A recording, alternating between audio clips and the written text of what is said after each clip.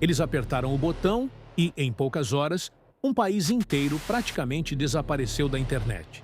Enquanto você assiste a este vídeo, mais de 85 milhões de pessoas vivem isoladas do mundo, sem redes sociais, sem notícias internacionais e sem contato com o exterior. Mas o pior não é o silêncio. O pior é o que está acontecendo nas ruas, enquanto ninguém consegue ver.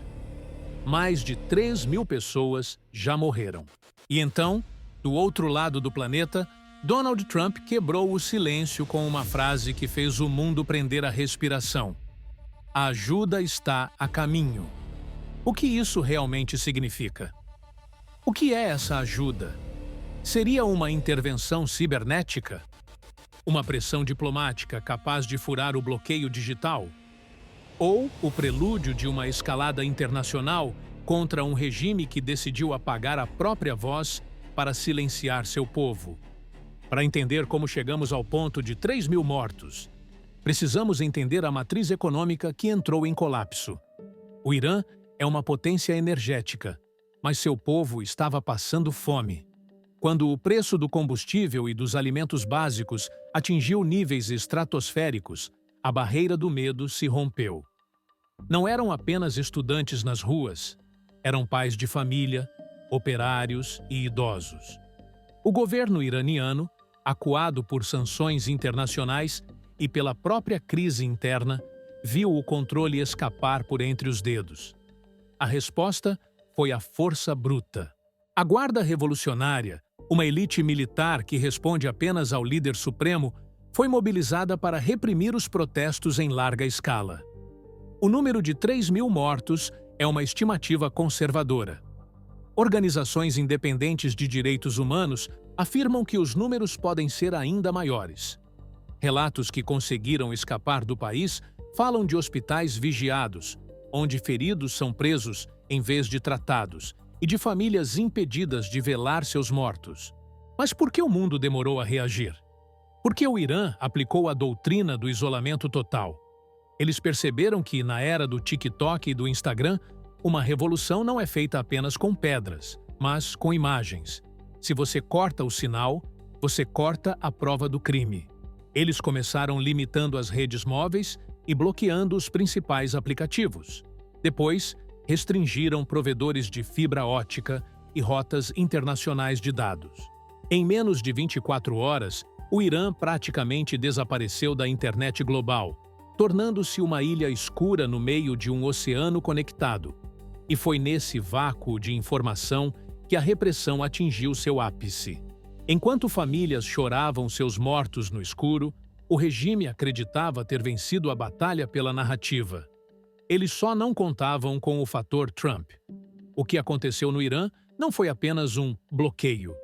Foi a implementação do que especialistas chamam de internet intranetizada. O país passou os últimos 10 anos construindo uma rede própria, isolada do resto do mundo, uma verdadeira bolha digital. Ao apertar esse botão, criaram um precedente perigoso. Se um governo pode cortar seus vínculos com a internet global e manter seus serviços internos funcionando, bancos, comunicações governamentais e logística, ele se torna muito menos vulnerável à pressão da opinião pública internacional. Isso assusta o planeta porque o Irã virou um laboratório. Se o modelo de Teherã funcionar, o que impede outros regimes autocráticos de fazerem o mesmo? Imagine um mundo onde a internet deixa de ser uma rede global e passa a ser uma série de quintais murados, onde o governo decide o que é verdade. Durante esse apagão, jornalistas internacionais perderam contato com suas fontes. O fluxo de informações praticamente parou. Ativistas desapareceram em um limbo onde ninguém podia ouvir seus gritos. Foi um verdadeiro sequestro de consciência em larga escala. Enquanto o mundo tentava entender o que estava acontecendo, especialistas passaram a relatar tentativas de contornar o bloqueio por meio de conexões alternativas, redes clandestinas e internet via satélite, numa corrida silenciosa entre censura e comunicação. O palco estava montado para o confronto entre dois modelos de mundo: o controle absoluto da informação e o direito de falar livremente. No ápice do silêncio, veio o choque. Donald Trump não enviou um emissário.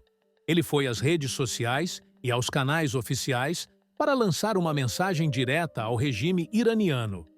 A ajuda está a caminho. Para o espectador comum, parece apenas uma frase de apoio.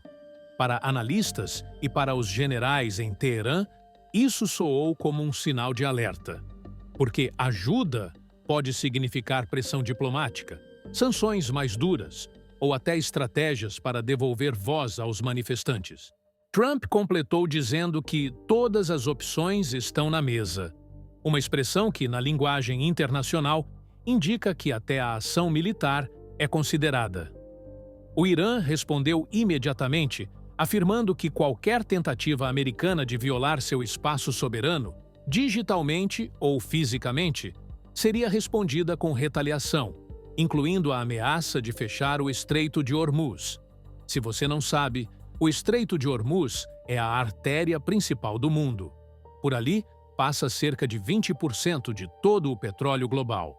Se essa passagem for bloqueada, o preço da energia no Brasil, na Europa e nos Estados Unidos sobe instantaneamente para níveis insustentáveis. Não seria apenas uma crise regional, seria um choque econômico planetário. Trump está jogando um jogo de pôquer onde a aposta é a estabilidade da economia mundial contra a vida de milhões de iranianos. O perigo de um erro de cálculo é altíssimo. Um incidente isolado, um drone abatido ou uma escalada diplomática mal interpretada pode ser o gatilho para um conflito que incendiaria o Oriente Médio. Por que o mundo inteiro está com o fôlego suspenso? Porque este não é um conflito isolado. O Irã tem aliados poderosos. Se os Estados Unidos decidirem aumentar a pressão de forma direta para restaurar a comunicação e os direitos civis, como Rússia e China reagiriam? Estamos vendo a formação de novos blocos. De um lado, governos que defendem soberania digital absoluta, onde o Estado controla a informação. Do outro, países que pressionam por uma internet aberta e livre. O massacre de mais de 3.000 pessoas se tornou o símbolo dessa disputa. Enquanto isso, dentro do Irã, a resistência continua. Mesmo no escuro, mesmo sob repressão, o povo não recuou. Eles estão usando métodos de comunicação simples e clandestinos, passando mensagens de mão em mão, enquanto esperam pela tal ajuda prometida por Trump. O medo é que essa ajuda chegue tarde demais para quem está na linha de frente, ou que traga consigo uma destruição ainda maior. A geopolítica do século XXI não é mais apenas sobre território, é sobre quem controla o fluxo de dados. Quem controla a informação, controla a narrativa. 3.000 vidas perdidas. Uma nação inteira praticamente desconectada. Um presidente americano movendo as peças mais perigosas do tabuleiro. O que estamos presenciando não é apenas uma notícia de jornal. É um marco na história contemporânea. O Irã mostrou que a nossa liberdade digital é muito mais frágil do que pensávamos. Bastam decisões políticas e técnicas para que uma sociedade inteira seja lançada para fora da rede global. A promessa de Trump de que a ajuda está a caminho pode ser o início de uma mudança ou o primeiro capítulo de uma crise que ninguém quer viver. Mas uma coisa é certa: o silêncio do Irã falou tão alto que o mundo não pôde ignorar. Fique atento aos próximos sinais. A história não espera por ninguém. E a pergunta que eu deixo para você é: você está preparado para o dia em que o seu mundo ficar no escuro? Se você quer continuar entendendo as engrenagens ocultas da história, inscreva-se e acompanhe cada atualização. O próximo capítulo pode ser escrito a qualquer momento.